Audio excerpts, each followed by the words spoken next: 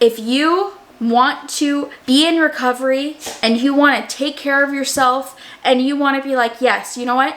I was able to get through one of the worst and most difficult times in my life and come out on fucking top and be a fucking legend and live this life that I've been given, then you can do that. In today's video, I did want to give you guys a little bit of a diabulimia update, where I am in my recovery, and then also some tips and tricks for you if you're struggling. I do just want to preface, I am not a trained professional. I am not a therapist. I am not a doctor. So everything that I'm going to be talking about is all from my own lens, from my experiences. So please take it with a grain of salt and also consult a doctor. I don't really want to say relapse just because I was taking care of my diabetes. It was more of like a mental struggle that I was going through. I felt really guilty about leaving my stable job that I had. My guilt and my shame that I had surrounding me leaving this job and like not making money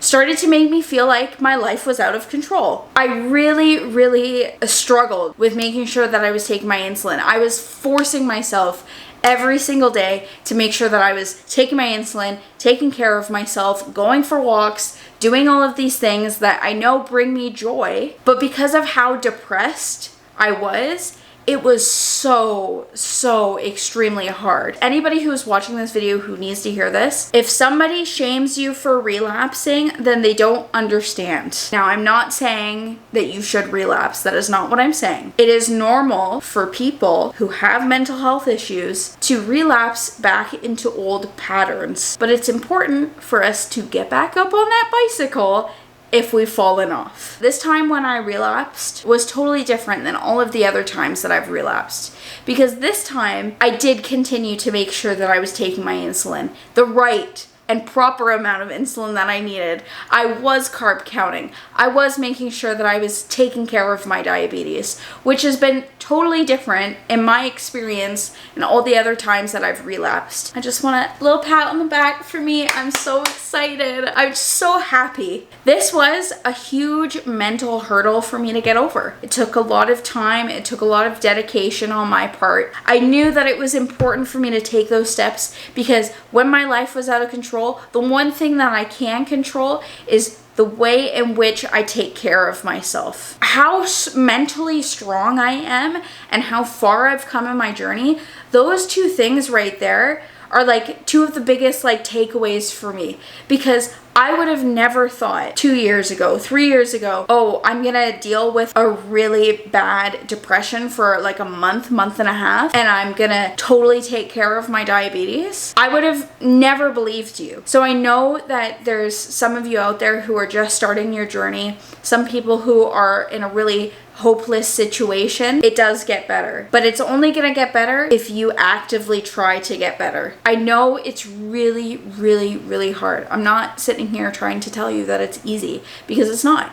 And you're not just gonna magically not have diabulimia or not have diabetes or your eating disorder in one day. It also made me realize how much of caring for your diabetes is a mental game. It is easier to like listen to all of those negative thoughts in your head. It's easier to not take care of your diabetes. It's easier to not carb count. It's easier to sit in your bedroom and wallow in your self-pity and your hatred for yourself and your diabulimia or your eating disorder mind that is talking to you. It's easier, but you will never get anywhere in life if you don't actively try to help yourself. One of the first things that I did when I was on my diabulimia recovery, or even now when I'm starting to feel like I'm spinning out of control, is I write everything down. When it came to how much insulin I was taking, what type of insulin I was taking, when I was taking my insulin, what time I was eating, my carb count, all of that stuff, I really treat it like I'm a brand new diabetic. It's really helpful to make sure that you're writing every single thing down so you can see the patterns and so that you can also start to make sure that you're taking care of your diabetes better. Really sit down and figure out what your triggers are. Everybody has different triggers, and it's important for you to figure figure out those triggers so that you can actively put boundaries around those triggers and actively make sure that you're staying away from those things that do trigger you or the people that do trigger you. I needed to put boundaries around having conversations with people about my weight and about other people's weight, because that really did trigger me. So I had to sit down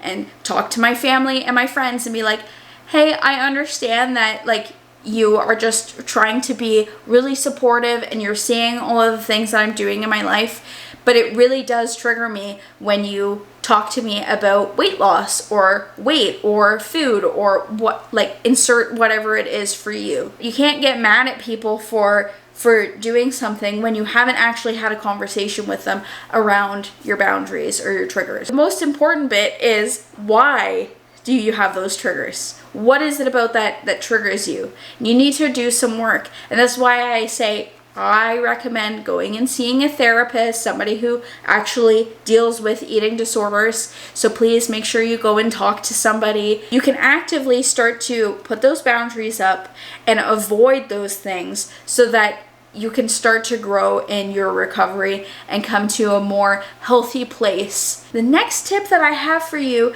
is to have a Bliss list, or like a list of activities that you can do when you're having a really bad mental health day. One of the things that I like to do is I love to take my dog Butters for a walk into the forest without headphones. Another thing I love to do is play the Legend of Zelda video game series. It brings me to this place of joy. I would write down at the very least, 10 things that you love to do that bring you so much joy, so much fulfillment. Obviously, it's going to be different for everybody else. If you love building robots, you go ahead and you build that robot. Don't just sit in your bed and watch Netflix. You're just going to continue to cultivate that energy. If you just stay in your bed and you just do those things, you're never going to actually help yourself. You're never going to feel better about yourself. You're never going to start to be an active participant in your recovery journey. When I get into that phase of being in eating disorder relapse, I set alarms for everything. And I don't mean like 1 or 2 alarms a day. I mean 3 or 4 alarms an hour, okay? Lots of alarms. You do not have to have the alarms totally like turned up, but even just vibration alarms are so good. And at the beginning, obviously, you're going to start to dismiss all of these alarms. But if you continue to have these alarms for checking your blood sugar, alarms for taking your insulin, alarms for making sure that you're carb counting, alarms for making sure that you're getting outside and going for a walk, making sure that you're doing acts of self-care, make sure that, you know, you're brushing your teeth if you need to. Like, wherever you are in your phase, make sure, look at the alarms going off, make sure that you are taking care of yourself and you are putting those alarms on your phone. People, if you are on your phone all the time, put the frickin' alarms on, okay? I think it's really important to have an accountability buddy. You don't have to do this alone. Like I said, it's easier to do it alone and brush it under the rug and pretend that you're not having a difficult time or you're not struggling. But when you start doing that and you start dismissing the way that you're feeling, you're more likely to actually relapse. And I don't want that for you, and you don't want that for yourself. I think that it's really important for you to have a core little group of people, or even one person who is a support system for you, someone who you trust, someone who is going to be there and make sure that, you know, you're taking care of your diabetes, and not in an aggressive way unless you need it in more of an aggressive way. But if you need somebody who's loving and nurturing, you need to find somebody in your family or in your friend group that will be there for you if you need to talk to them about what's going on. You need to explain to them what is going on. You need to be transparent. It's going to be a hard conversation. Like I said, this whole thing is going to be hard. Okay? Don't let something that is hard stop you from being an active participant in your recovery. Talk to the people that you trust. Talk to the person that you trust. Tell them, hey, I am really struggling right now mentally with my diabetes. It's really hard for me to make sure that I am taking care of my diabetes, or I'm not taking my insulin, or I'm eating really bad food, or whatever it is for you. If you talk to somebody and you say, hey, I need help, can you please make sure that you are being a positive influence in my life and checking in on me. If you feel like I'm pulling away, please try and pull me back. You need to have conversations with people like that. And that has been one of the game changers for me in my recovery. So my biggest tip, the one tip that I think that everybody needs to take away from this video, even if you just take one thing away, it's this thing right here. You need to be transparent with yourself when it comes to how you're managing your diabetes, how you're actually managing your recovery, how you're being an active participant in your recovery, and what will happen if you continue down the path that you're on right now. You don't have control of if you're gonna get hit by a bus. You don't have control of what other people are gonna say to you, but you do have control of how you're going to take care of yourself, take care of your diabetes, and be an active participant in your eating disorder recovery. I sat down and I thought, okay, I could go blind. I could not be able to have children one day. I could die. That's a possibility. If I don't take care of myself and I don't take my insulin, if I don't take my blood sugar levels, if I'm not being an active participant in trying to actively get better in my recovery, then I could possibly die. Do I want that? No.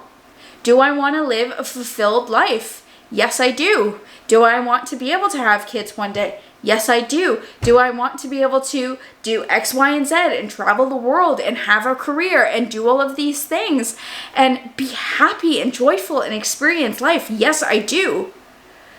So at that time, I started to realize, okay, wow, I need to really take a step back, because if you are not taking care of your diabetes, you're not taking your insulin, your body and your hormones and everything, your entire system is going to be totally out of whack.